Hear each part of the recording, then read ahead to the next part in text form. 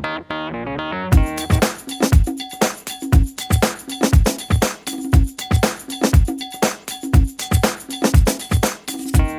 everybody, what's going on? Dustin Schaefer here from Barberton Speedway for our 5th podcast now. I appreciate all the likes, all the comments, everyone reaching out to us and everything. It really means a lot. We do appreciate it. Right now, we're in the garage. We're all the way up in Parma right now in the garage of Jimmy McKinley. Jimmy, how you doing there? All right, how's it nice going? to see you. Colleen Norris is here.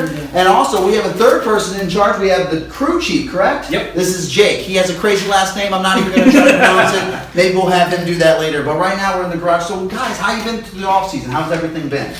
Just pretty much sitting around, waiting for the weather to warm up and get some work done. I hear you. So this is your car, correct? This is my car, yeah. So where's your car? This is the one I'm driving. He's This the is driver. Colin, just the car owner. Okay, nice, very nice. So who does all your work and everything?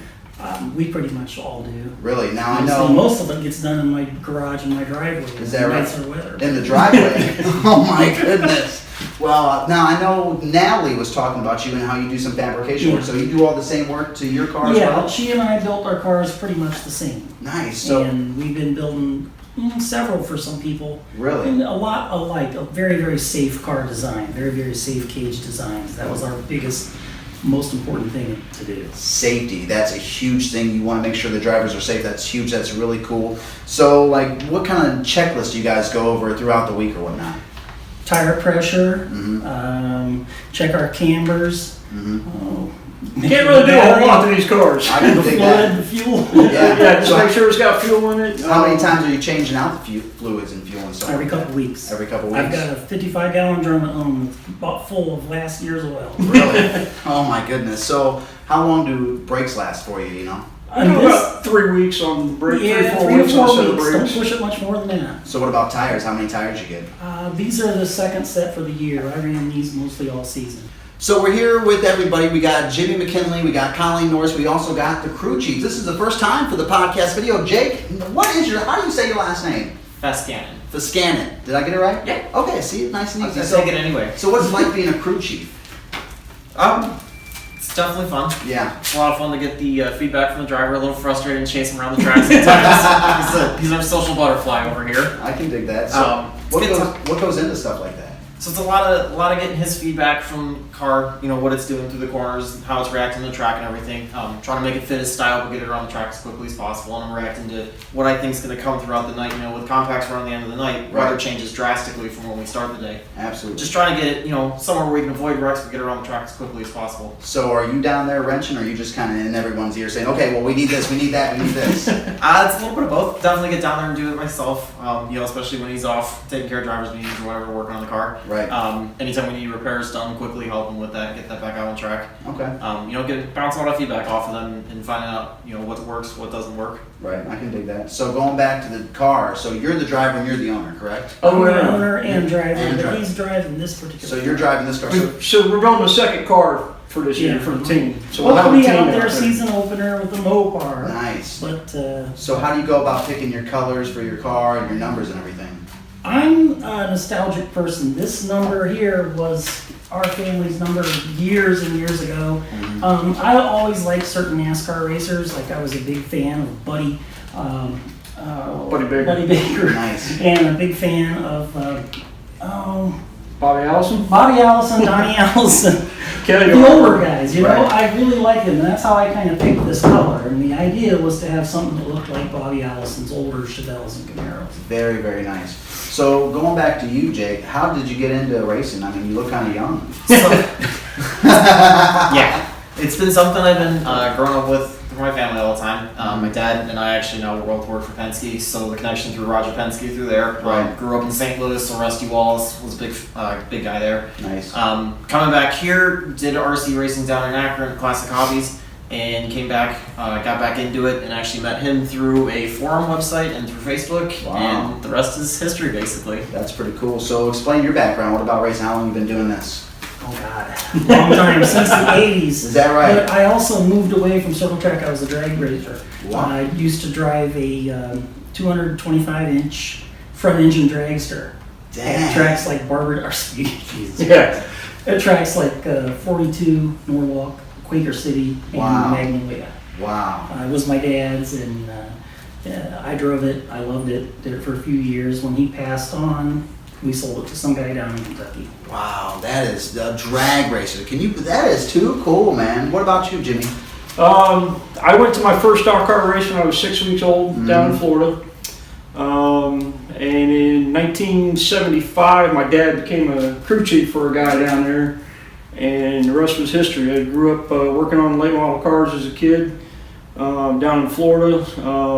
Went in the military for a little while, moved away from home, got away from racing for a little bit, moved back to Florida and went back to helping my dad on his car.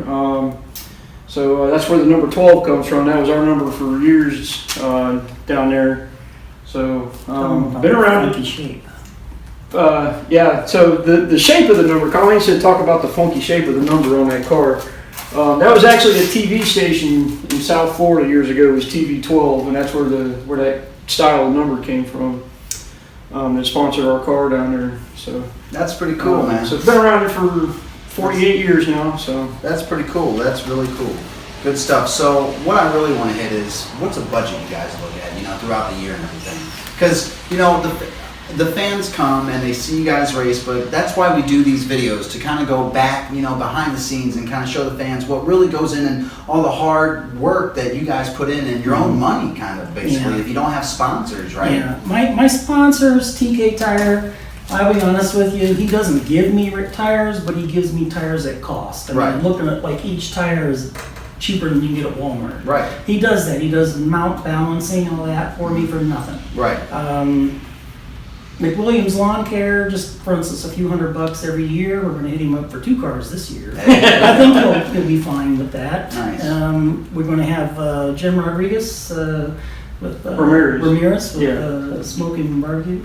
Nice. Jimmy. Yeah. Yeah, he's a good dude. Jimmy, man, shout out to you. I love your food, brother. That's good stuff, man. Make sure you bring some extra for me. Jimmy's going to be on the hood this year. And I definitely give him enough shout outs on the radio, too. So remember me next time you cook those ribs, man. So good stuff. So you guys really it's just blood, sweat, and tears, basically, throughout the year. There's a secret to having a compact car, and it's have at least 2 parts cars. There you go. You look on Craigslist and you find yourself another one for $200 or $300, and you drag it home and say, "Oh, there's my parts cars." So now another thing I want to get into is you guys are, you're on a team when you're racing out there. So how's that go about when you're out there? So say you're in the lead, or maybe you're getting close. We haven't ran together yet. Oh, We've been okay. switching off the driver's duties. Gotcha. I didn't drive it a whole lot last year. I had rotator cuff issues with my shoulder. Right. And you talk about freaking pain getting in and out of I can hear that. It was like, I've had enough. Yeah. I didn't get in it. Yeah, that's right. So do you guys have a plan when you have 2 cars out there? Are you going to try to do something? Race it just as hard as everybody else. Just keep on going. And Don't take each say, other peace out, buddy. I'll see you later. I'm taking the lead. Rock and roll. Well, it's been great. Thanks for letting me in here, man. Thanks for showing me around the car and everything. It's been great coming up here. Jake, it's been nice meeting you. Do the first one. Absolutely. Thanks for coming out. And Jimmy, man, I appreciate it. Thank you so And much. I just want to say too, anything that supports Barberton Speedway, we're for it. Absolutely. Man, I tell you what, I was depressed, and every time I go down Clark Mill and see weeds 4 foot high, I thought to myself, it's over. It's It's a never coming beautiful back. thing. Man, I was so happy to see I'll it tell come you, back. real quick, when I first started here, it was 3 years ago. I had no idea about Barberton Speedway. I didn't know about any other tracks around here. When I came to the track and I'm watching these cars it just blew my mind. You know what I mean? And now I love it, and I watch racing as much as I can, and I've really gotten into it. It's a great feeling, and I wish more people would come and enjoy that throughout the year. So come watch these guys. They work hard. They really do throughout the year. I mean, this isn't just a 6-month duty. This is all year long. So come out, support these guys. It's a real family atmosphere. It I is. love the track there. It's almost exactly like what I grew up with back home in Florida. Right. Little tight quarter-mile track. Yep.